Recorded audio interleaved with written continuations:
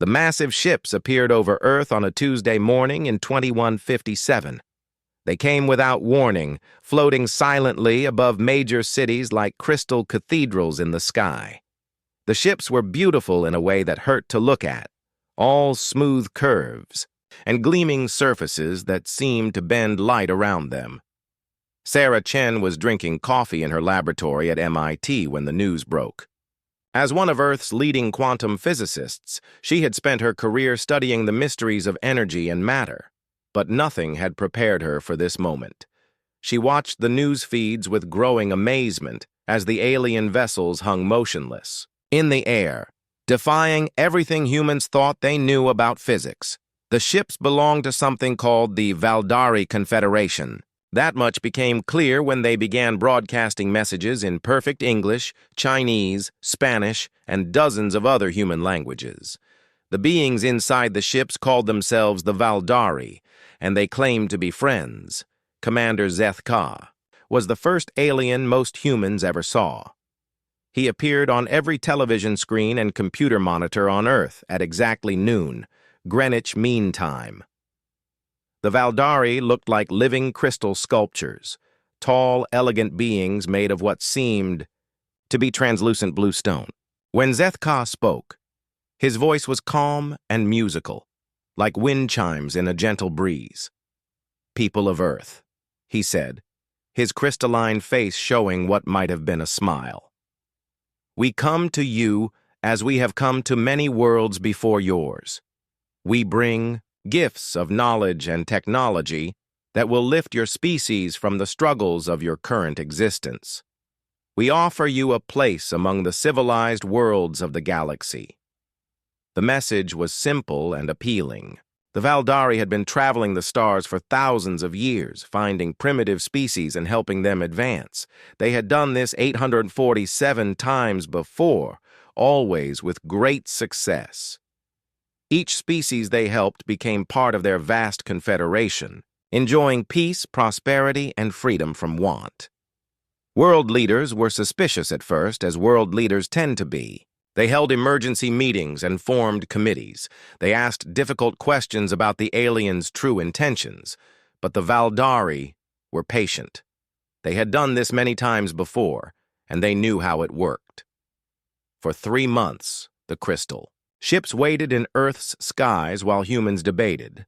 During this time, the Valdari shared small gifts, cures for cancer and other diseases, clean water for drought-stricken regions, and food for the hungry. They asked for nothing in return except the chance to talk. Dr. Sarah Chen was part of the scientific committee chosen to examine the alien technology. The first time she saw a Valdari quantum fusion reactor, she felt her breath catch in her throat. The device was no bigger than a refrigerator, but it could power an entire city. The mathematical principles behind it were elegant and beautiful, like a perfect symphony written in numbers. "How does it work?" she asked Commander Zeth Ka during one of their meetings. The aliens' crystalline features shifted in what she had learned was their version of amusement. "That is not important for you to know, Dr. Chen. What matters is that it works safely and efficiently. Your people need only learn to operate it, not to understand its deeper mysteries." But Sarah was a scientist, and scientists ask questions. She spent weeks studying the reactor, taking measurements and running tests. The more she learned, the more curious she became. The technology was advanced, yes, but it followed rules she could understand. The Valdari weren't using magic. They were using science that was just a few steps ahead of where humans were now.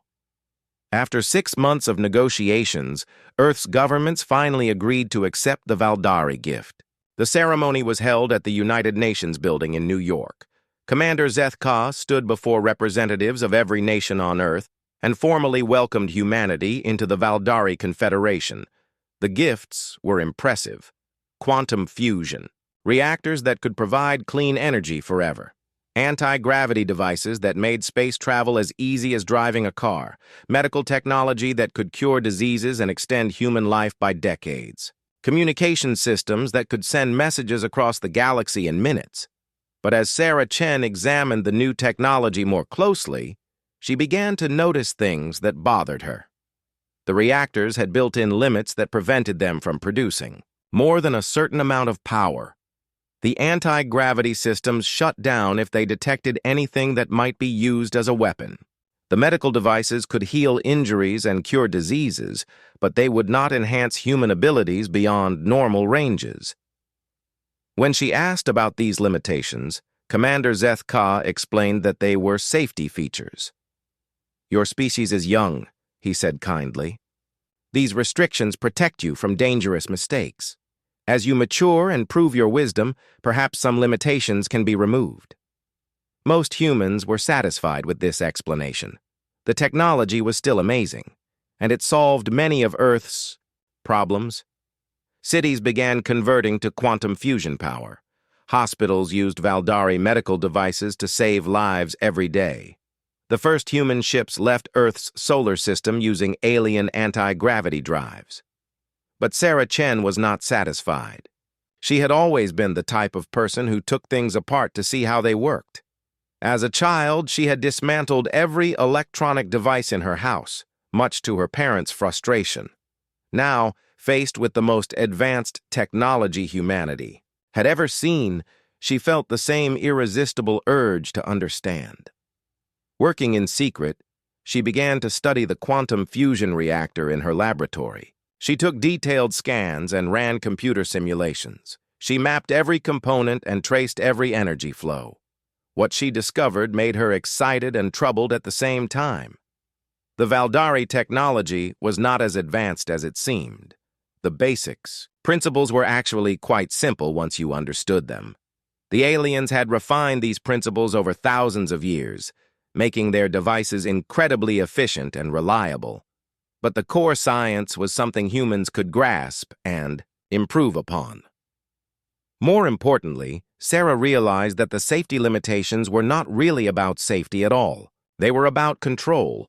The reactors could produce much more power than they were allowed to. The anti-gravity systems could do far more than simple transportation. The medical devices could enhance human abilities in ways that would amaze the galaxy. Sarah began to reach out to other scientists around the world. She found engineers in Brazil who had noticed the same limitations in their anti-gravity systems. She connected with doctors in India who suspected the medical devices were being deliberately restricted. Slowly, carefully, a network of curious humans began to form. Commander Zeth Ka filed his reports with the Valdari homeworlds. Everything was proceeding normally. The humans were accepting their gifts gratefully and beginning to integrate into the Confederation's economic system.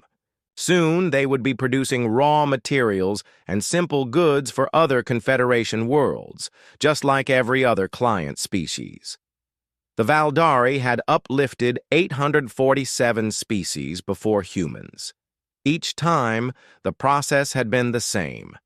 The primitives accepted. The gifts became dependent on Valdari technology and settled into their assigned role in the greater civilization. They became peaceful, productive, and, most importantly, predictable. But Commander Zeth Ka had never encountered a species quite like humans before. He had never met people who looked at a gift and immediately wondered how to make it better. He had never dealt with beings who saw limitations as challenges to overcome, rather than wise restrictions to accept. As Earth's first year as a Confederation member came to an end, Sarah Chen sat in her laboratory late one night, staring at the quantum fusion reactor she had been studying. She had finally figured out how to bypass its power limitations. With a few simple modifications, she could make it produce 10 times more energy than the Valdari version. The question was, what should she do with this knowledge? Outside her window, the lights of Boston twinkled in the darkness, powered by Valdari, technology that could do so much more than anyone realized. Somewhere above, the alien ships still hung in Earth's skies, watching and waiting for humanity to settle into its new role. But Sarah Chen had never been good at settling for anything less than the truth. And the truth was that the Valdari had underestimated what it meant to give gifts to human beings. Sarah Chen had always believed that knowledge was meant to be shared. 3 months after her breakthrough with the quantum fusion reactor, she sent encrypted messages to 12 scientists around the world. The message was simple. We need to talk. They met in secret in an abandoned warehouse outside Detroit. Sarah had chosen the location carefully, far from any Valdari monitoring stations and in a city that had been largely forgotten by the world's media. The group that gathered included some of the brightest minds on Earth. There was Marcus Rodriguez, a former Special Forces engineer who now worked on anti-gravity systems in Mexico City.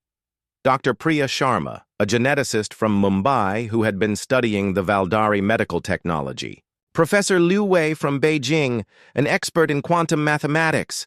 Dr. Amara Okafor from Lagos, who understood energy systems better than almost anyone alive. What I'm about to show you, Sarah said, standing before a modified Valdari reactor she had transported in secret, will change everything. She activated the device. The reactor hummed to life, its crystalline components glowing with soft blue light. But the energy readings on her instruments showed something impossible. The reactor was producing 12 times more power than it should have been able to generate. How? Whispered Professor Liu, staring at the readings in disbelief. The Valdari built limiters into every piece of technology they gave us, Sarah explained. These aren't safety features. They're control mechanisms. This reactor could have been doing this from day one, but they programmed it not to. Marcus Rodriguez stepped forward, his weathered face grim. I've seen the same thing in the anti-gravity systems. They could lift massive weights, accelerate to incredible speeds, even generate defensive fields, but they're locked down to basic, transportation only. Dr. Sharma nodded slowly. The medical devices could do far more than heal injuries and cure diseases. I've run tests. They could enhance human strength, speed, intelligence, even extend life far beyond what they're currently programmed to do. For the next 6 hours, the group shared their discoveries. Each scientist had found evidence of the same pattern. The Valdari technology was incredibly advanced, but it was being deliberately limited. What they had thought was generous alien. Assistance was actually a form of technological slavery. Why would they do this? Asked Dr. Okafor. Sarah pulled up a holographic display showing the Valdari Confederation's 847 member species. Look at the pattern, she said. Every species they've uplifted follows the same trajectory. First, they accept the gifts gratefully. Then they become dependent on Valdari technology. Within a generation or two, they stop innovating on their own. They become consumers and producers in the Valdari economic system, but they never advance beyond the level the Valdari allow them to reach. It's brilliant, in a twisted way, Marcus said, his military mind grasping the strategy immediately. They create willing subjects, not conquered enemies. These species think they're partners, but they're actually just, what would you call them? Clients, Professor Liu said quietly. Permanent clients who can never become competitors. The meeting lasted 3 days. By the end, they had formed what they called the Human Development Project. Their goal was simple, but dangerous: to unlock the true potential of Valdari technology and use it to advance humanity beyond what their alien benefactors had planned. The work had to be done in absolute secrecy. The Valdari monitored all official research facilities, but they seemed to overlook smaller private operations. Sarah and her team established hidden laboratories in remote locations around the world, an abandoned mine in Chile, a defunct oil platform in the North Sea, a forgotten research station in Antarctica.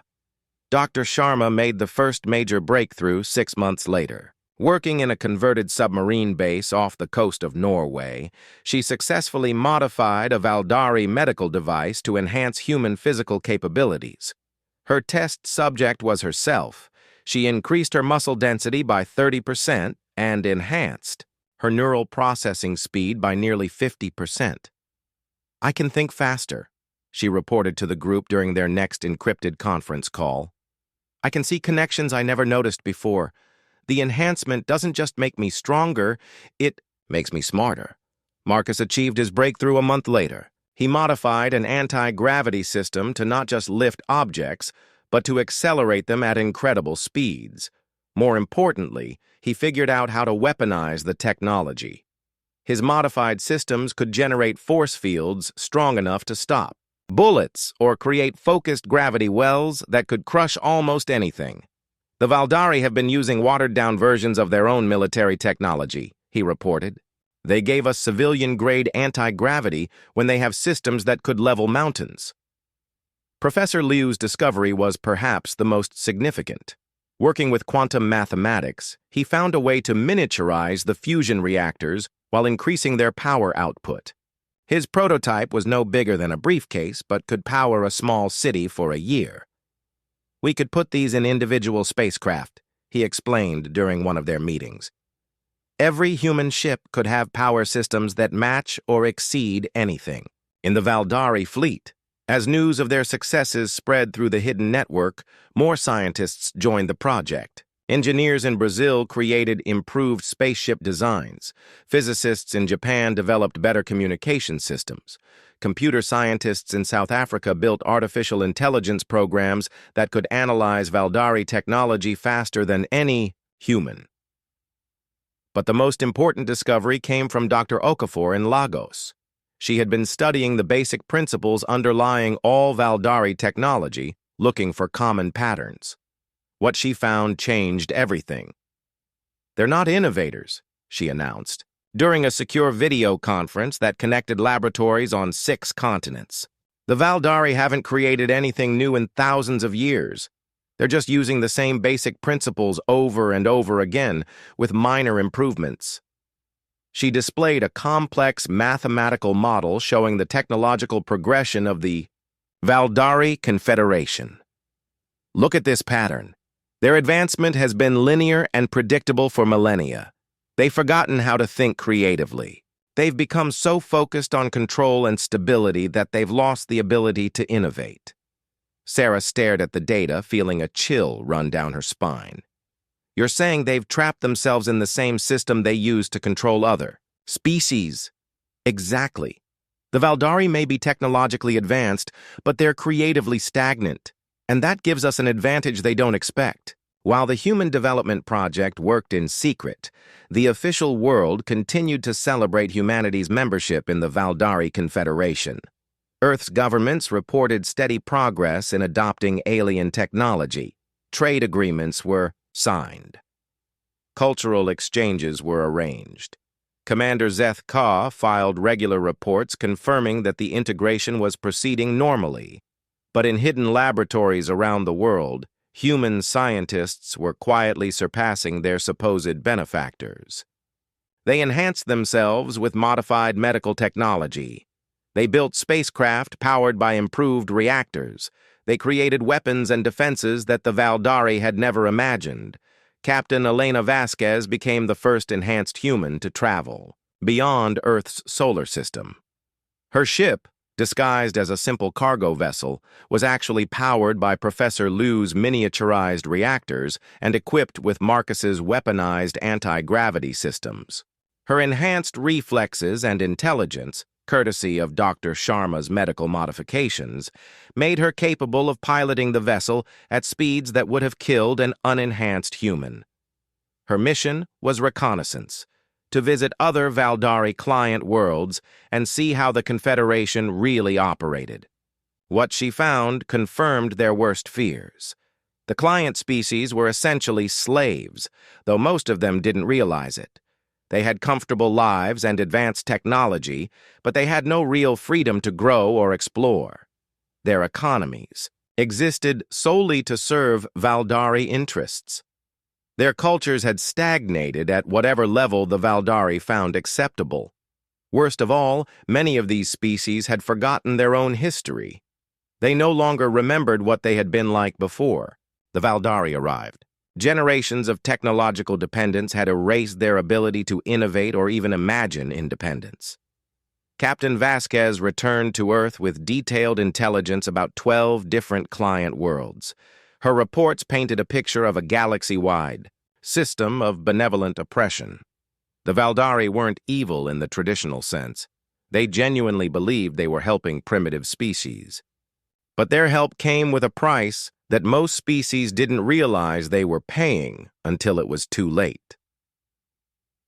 The Human Development Project faced a difficult decision. They could continue their secret research and slowly build up humanity's capabilities. Or they could take a more dramatic step and reveal what they had learned to the world.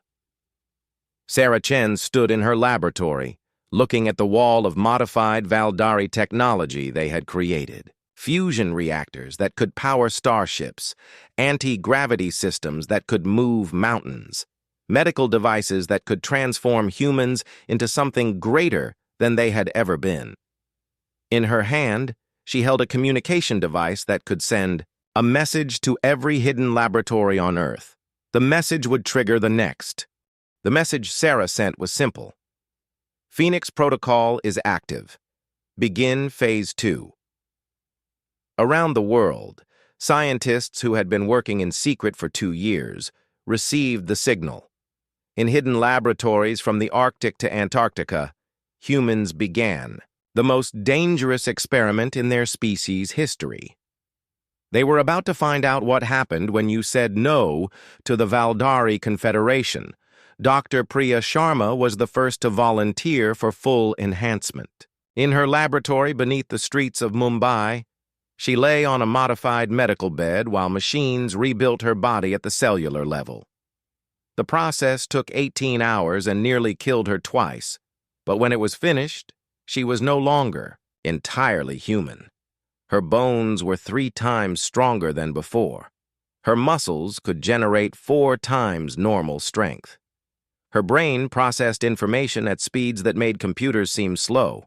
Most importantly, her lifespan had been extended from decades to centuries. "I can see so clearly now," she told Sarah during their encrypted conference call. "Not just physically, mentally. I understand the Valdari technology in ways I never could before, and I can see how to improve it." Within weeks, enhanced humans were working in every hidden laboratory. The improvements they made to Valdari technology were staggering. Fusion reactors that could power entire continents, anti-gravity systems that could manipulate matter at the atomic level, communication devices that could send messages across the galaxy instantly. But the most important work was happening in orbit around Earth, where Captain Elena Vasquez was overseeing the construction of humanity's first true starship. The ship they built was unlike anything the Valdari had ever seen. It was constructed using principles learned from their technology, but improved beyond their imagination. Where Valdari ships were elegant and beautiful, the human ship was practical and powerful.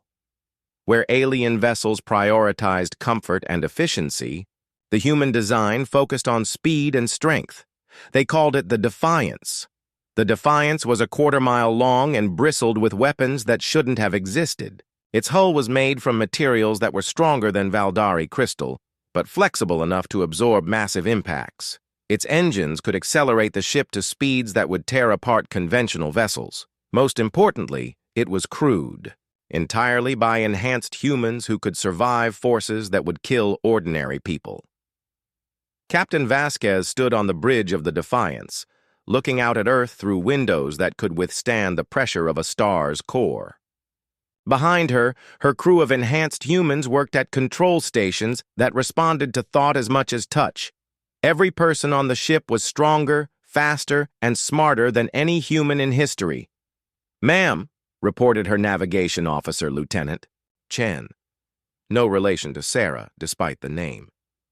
"We're ready for the first test flight." The Defiance slipped away from Earth on a Tuesday morning, just as the Valdari ships had arrived 4 years earlier. But where the alien vessels had announced their presence with fanfare, the human ship left in complete silence. Its stealth systems, developed from principles hidden in Valdari communication technology, made it invisible to every sensor the aliens possessed. The ship's destination was a Valdari monitoring station in the asteroid belt between Mars and Jupiter. The station's purpose was to watch for any unusual activity in Earth's solar system. Its crew of 12 Valdari had been filing routine reports for years, noting humanity's steady progress in accepting their assigned role in the Confederation. The Defiance approached the station at a speed that should have been impossible. When it finally appeared on Valdari sensors, it was too late for the aliens to react. The human ship's weapons disabled the station's defenses in seconds, and boarding parties of enhanced humans cut through the station's hull like it was paper. The Valdari crew surrendered without a fight. They had never encountered resistance from a client species before, and they didn't know how to respond. Captain Vasquez walked onto their command deck wearing armor that made her look like a warrior from humanity's future. "I am Captain Elena Vasquez of the Human Defense Force," she announced, her enhanced voice carrying clearly through the station's thin atmosphere. "You are now prisoners of war." The Valdari commander, a being called Yeth Ko, stared at her in confusion. "This is impossible," he said, his crystal features shifting through patterns that indicated shock and disbelief. "Client species do not have military forces. You are not authorized to possess weapons of this capability."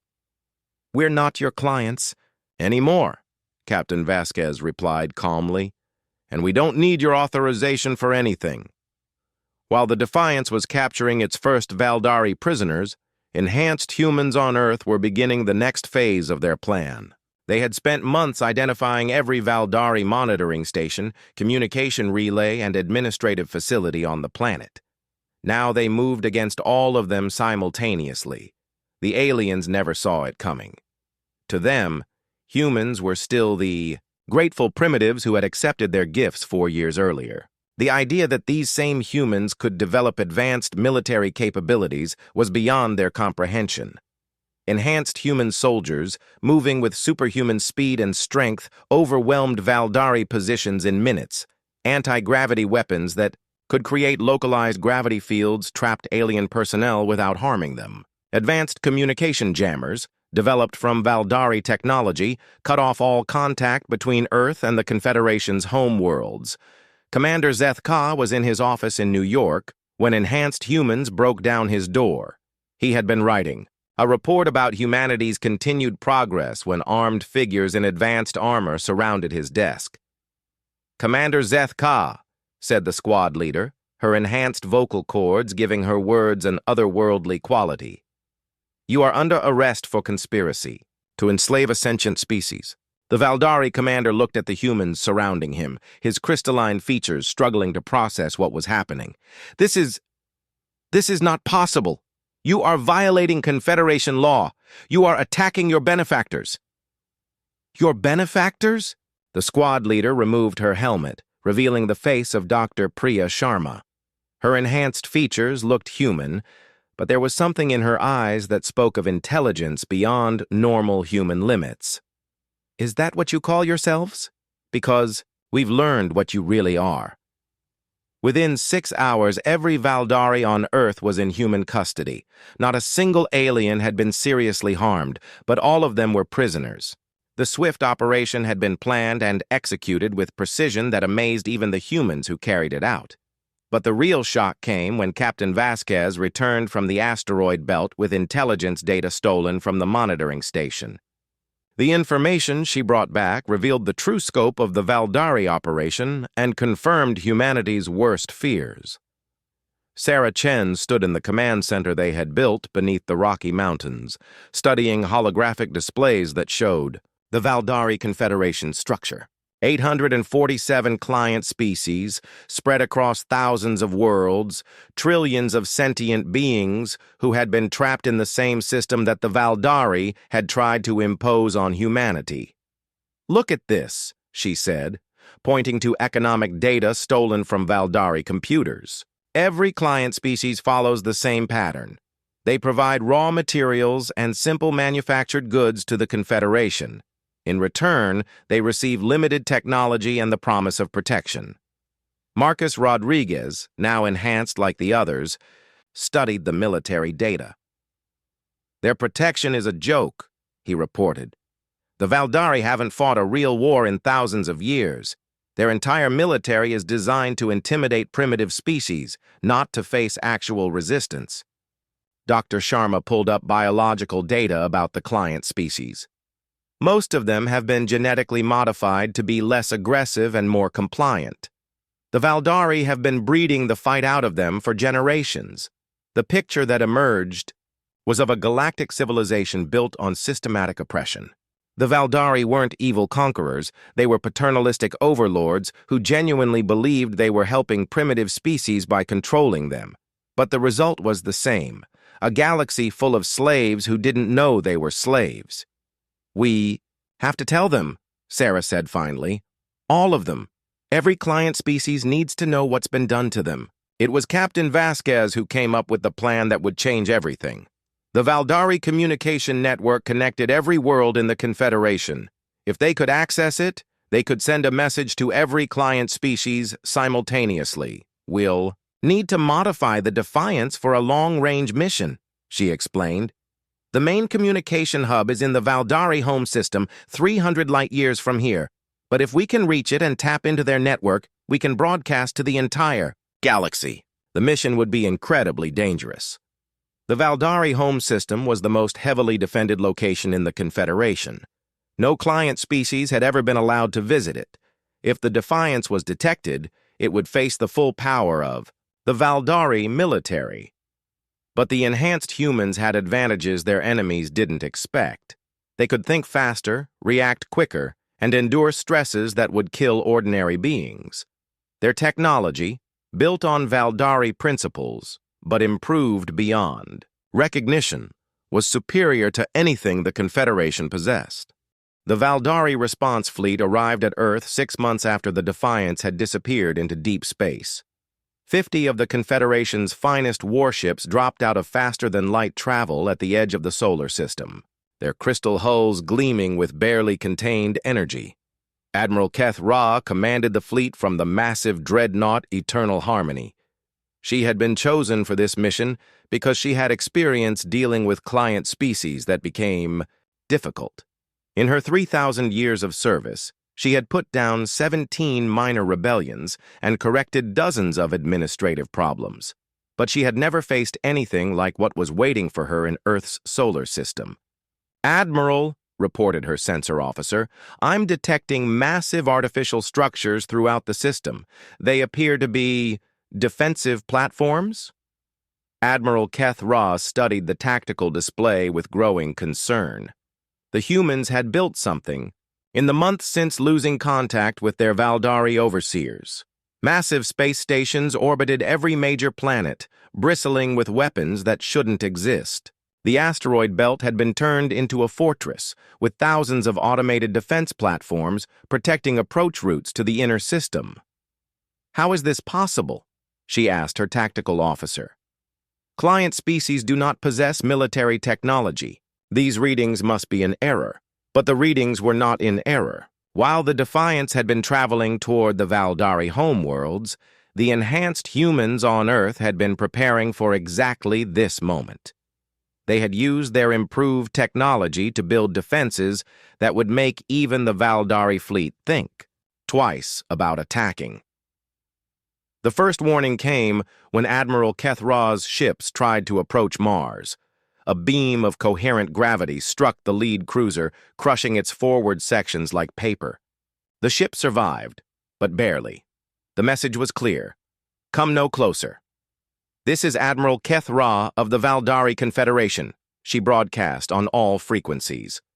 "The human species has violated Confederation law and attacked Confederation personnel. Surrender immediately and submit to correction or face the consequences." The reply came from a figure that appeared on her main screen. It was Dr. Sarah Chen, but she looked different than she had 4 years earlier. Her features had been enhanced, and her eyes held an intelligence that seemed almost alien. Behind her, Admiral Keth Ra could see a command center filled with technology that rivaled anything in the Confederation fleet. "Admiral Keth Ra," Sarah said calmly.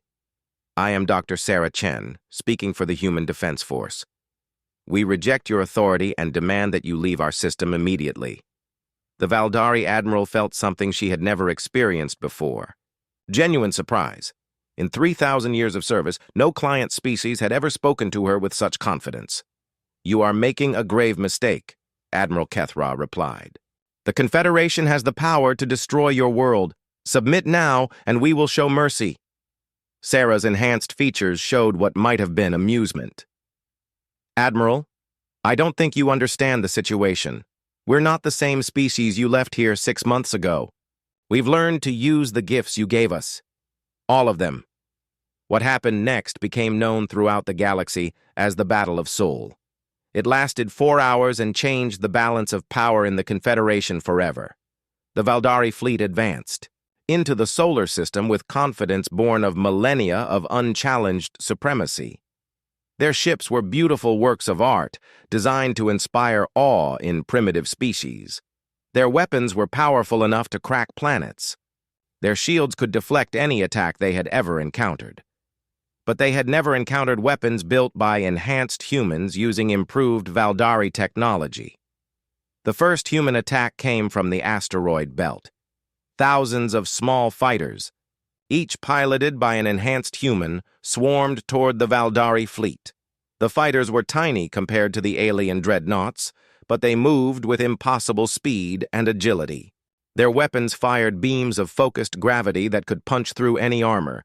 Admiral Kethra watched in growing horror as her beautiful ships were torn apart by opponents she could barely track. The human fighters moved like living things, dodging her weapons with ease and striking at her fleet's weak points with surgical precision.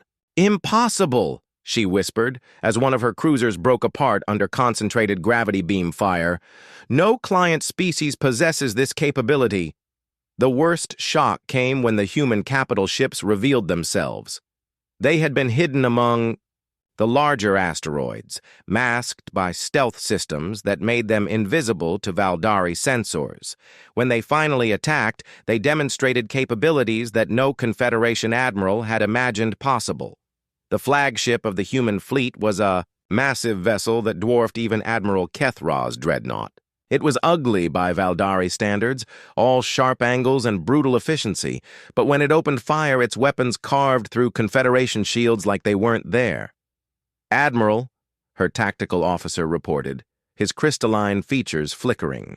"With panic patterns, that ship is generating gravitational fields strong enough to warp space-time.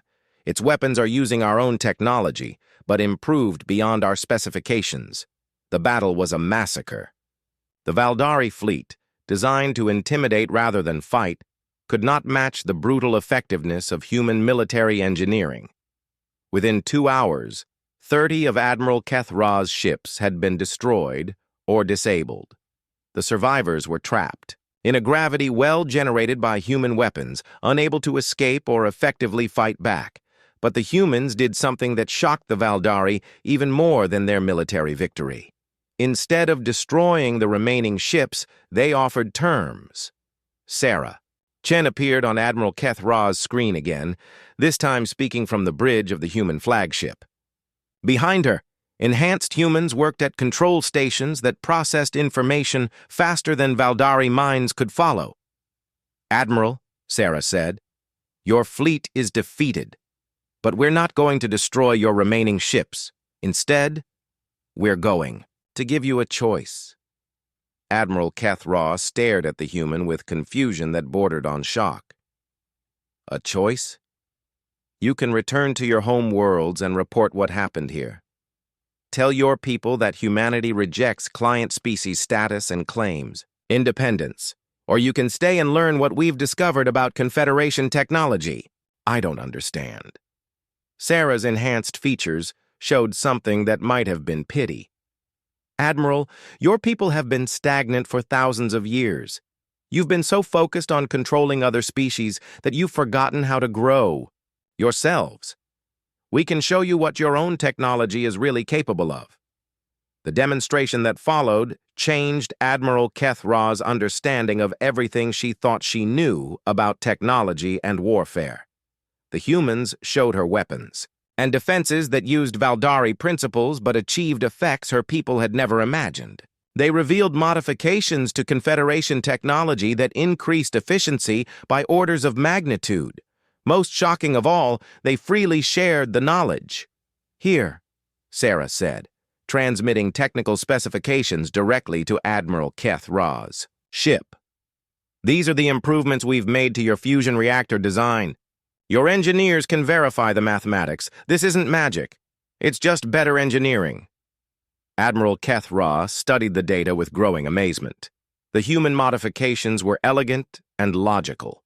Her own engineers confirmed that the improvements would work exactly as claimed, but she couldn't understand why the humans were sharing such valuable information. "Why are you telling us this?" she asked. "Because knowledge should be free," Sarah replied. "Your confederation is built on the idea that some species deserve to know more than others. We reject that idea completely." The implications were staggering. If the humans were willing to share their technological improvements freely, then every species in the galaxy could benefit. The rigid hierarchy that kept client species dependent on Valdari technology would collapse overnight. "This would destroy the Confederation," Admiral Kethra said quietly. "Yes," Sarah agreed. "It would, and something better would take its place." While this conversation was taking place in Earth's solar system, the Defiance was approaching the Valdari homeworlds 300 light-years away. Captain Vasquez and her enhanced crew had made the journey in record time, pushing their improved engines beyond what any Valdari ship could match. The Valdari home system was a fortress. Massive. Orbital platforms surrounded every planet. Automated defense networks monitored every approach route. The Confederation's most powerful warships patrolled the outer system, ready to destroy any unauthorized vessel. But the Defiance had been designed by enhanced humans who understood Valdari weaknesses better than the Valdari understood them themselves. The ship slipped through the outer defenses like a ghost, its stealth systems making it invisible to every sensor the Confederation possessed. Captain Vasquez stood on her bridge, watching the Valdari homeworld grow larger on her screens. The planet was beautiful, a world of crystal cities and artificial gardens that had been perfected over millennia. It was also the communication hub for the entire Confederation, the central point through which every message in the galaxy was routed. "Ma'am," reported her communications officer, "I've tapped into their primary network. We have access to every client world in the Confederation." 5 years after the human transmission reached every corner of the galaxy, the Valdari Confederation existed only in history books. The revolution that began on Earth had spread to every client world, and the old order had crumbled faster than anyone thought possible. Dr. Sarah Chen, now bearing the enhanced features that marked her as one of the first generation of improved humans, stood in the observation deck of Unity Station. The massive space station orbited Earth at the center of what had once been humanity's solar system defenses. Now it served as the headquarters for something unprecedented in galactic history, a truly voluntary alliance of free species. Through the vast windows, Sarah could see ships from dozens of worlds. Thrak warships with their distinctive spiked hulls flew alongside elegant Zephyrian research vessels. Former Valdari client species that had rediscovered their warrior heritage shared space with peaceful traders from worlds that had chosen scientific advancement over military might.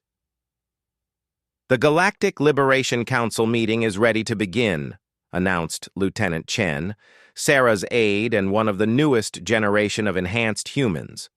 Unlike Sarah, who had been modified after reaching adulthood, Lieutenant Chen had been born with enhancements. She represented the future of humanity, beings who were still recognizably human but possessed capabilities their ancestors could never have imagined. Sarah made her way to the council chamber, a vast hall that could accommodate representatives from species with wildly different physical requirements.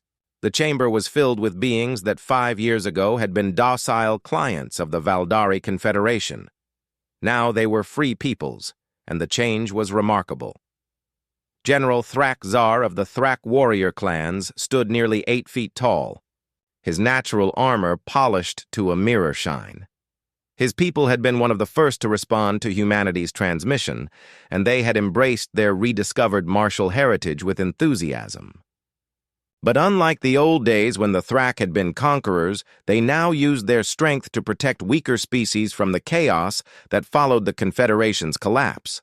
"The Sector 7 situation has been resolved," General Thrak Zar reported, his deep voice carrying easily across the chamber. "The Valdari loyalist forces have surrendered. The client species in that region are now free to choose their own paths. Not all former Confederation worlds had embraced freedom immediately. Some Valdari administrators had tried to maintain control through force, and some client species had been so conditioned to dependency that they feared independence. But the alliance of free worlds had been patient, offering help rather than conquest." Dr. Zeph On of the Zephyrian Science Collective presented the next report. Her people had been researchers before the Valdari arrived, and they had returned to their scientific roots with remarkable results. "The technological sharing program continues to exceed all projections," she announced, her translucent features glowing with excitement. "Integration of human improvements with traditional Zephyrian research methods has produced 17 major breakthroughs this quarter alone." The technological revolution that followed the Confederation's collapse had been extraordinary. Species that had been limited to predetermined roles suddenly had access to the combined knowledge of hundreds of worlds. The humans had kept their promise to share everything freely, and the results had exceeded everyone's wildest dreams. Captain Elena Vasquez, now an admiral commanding humanity's exploration fleets, provided the most exciting news of all. "We've made contact with 3 more free species beyond the former Confederation borders," she reported.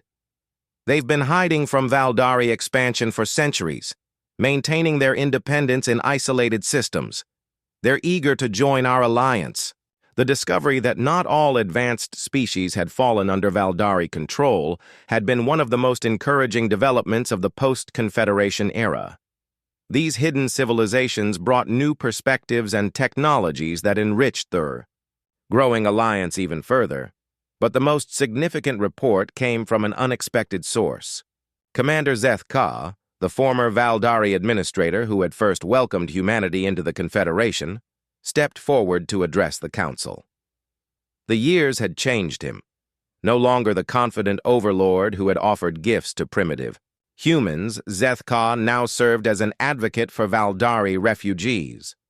Most of his people had struggled to adapt to a galaxy where they were no longer the supreme authority, but some had embraced the new reality with surprising enthusiasm.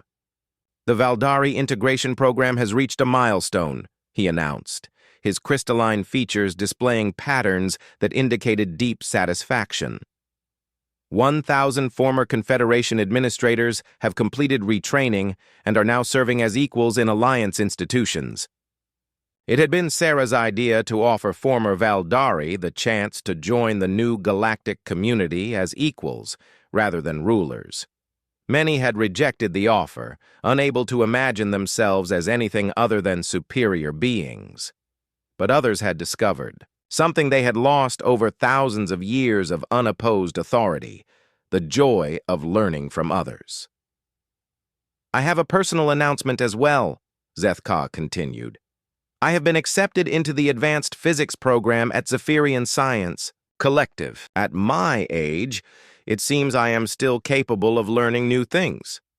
The chamber erupted in applause from hundreds of different species. The sight of a former Valdari overlord preparing to become a student had powerful symbolic value for the entire alliance. But the most important presentation of the day came from an unexpected source. Dr. Priya Sharma, now enhanced beyond even Sarah's capabilities, stepped forward with data that would reshape their understanding of galactic history. "We have discovered the truth about the Valdari," she announced, her enhanced voice carrying clearly to every corner of the chamber. "They were not the original architects of the Confederation system. They were its victims. The holographic display showed ancient star charts and historical records recovered from the deepest Valdari archives. The story they told was both tragic and illuminating.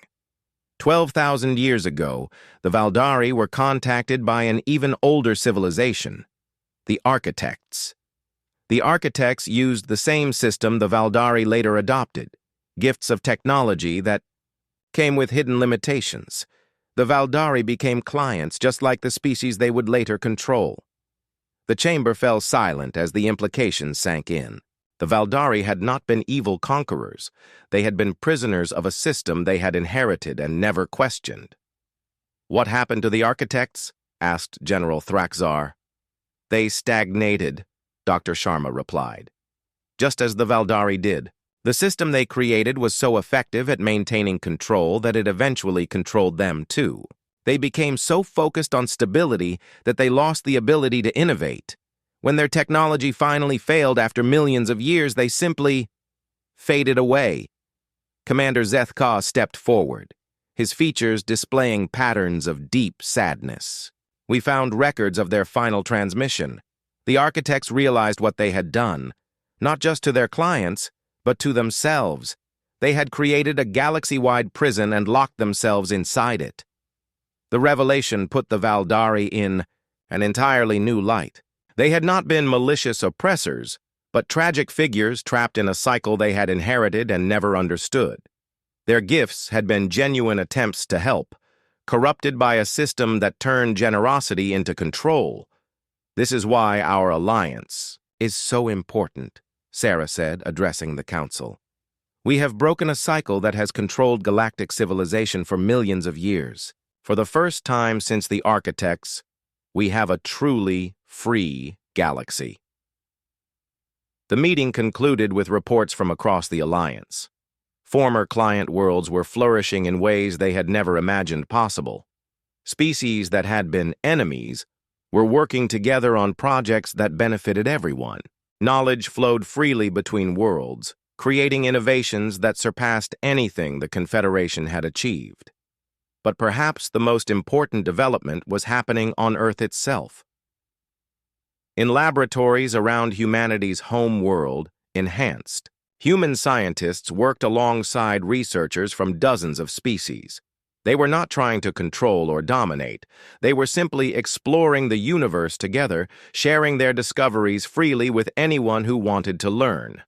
Dr. Sarah Chen returned to her laboratory that evening, walking through corridors filled with beings from across the galaxy. Her own research team included a Thrak engineer, a Zephyrian physicist, 2 former Valdari administrators, and 3 enhanced humans from the newest generation.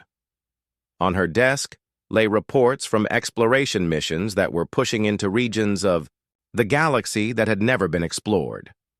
The Alliance was growing, not through conquest, but through the simple appeal of freedom and shared knowledge. Lieutenant Chen approached with the day's final report. "Ma'am, we've received a transmission from the Deep Explorer mission. They've found something remarkable." The report described an ancient space station orbiting a dead star in the galaxy's outer rim. The station was millions of years old and appeared to contain records from a civilization that predated even the Architects. Initial scans suggested it held technologies and knowledge beyond anything currently known. "They're requesting permission to investigate," Lieutenant Chen continued. "The full analysis could take decades.